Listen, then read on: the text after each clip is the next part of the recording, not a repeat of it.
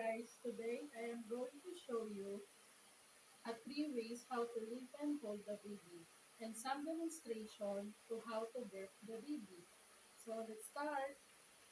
Before lift and holding a baby, clean hands with alcohol base or hand rub.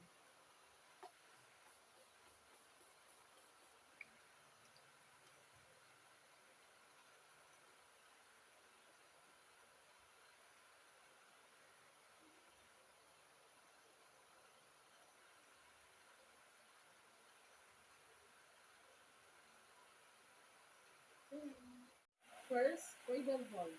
Make sure that you provide support on their head and back also at their bottom.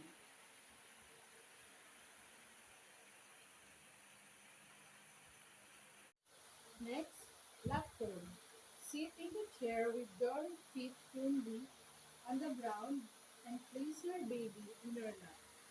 Their head should be at your knees. Face up, the baby feet should be tucked on your waist.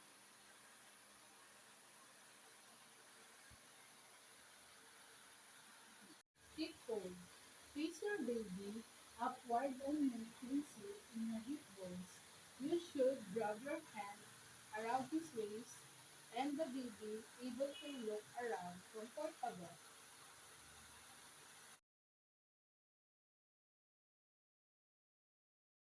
In a baby. Make sure you have a clean cloth and cover it into your shoulder to manage the mess.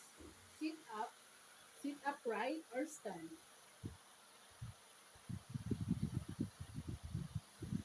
Hold the baby against your chest. Your baby should be rest on your shoulder. Gently tap or rub the back to help him birth.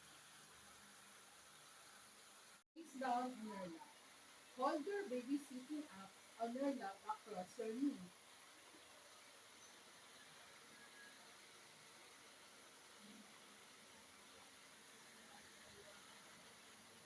Support the baby's chest and head in one hand by cradling your baby chin.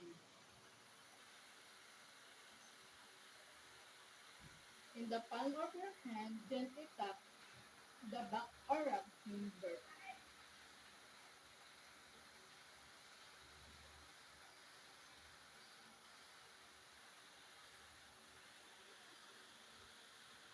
Sitting up, assist the baby to be in a sitting position, support their neck and the head, gently pat the back or rub to help him birth.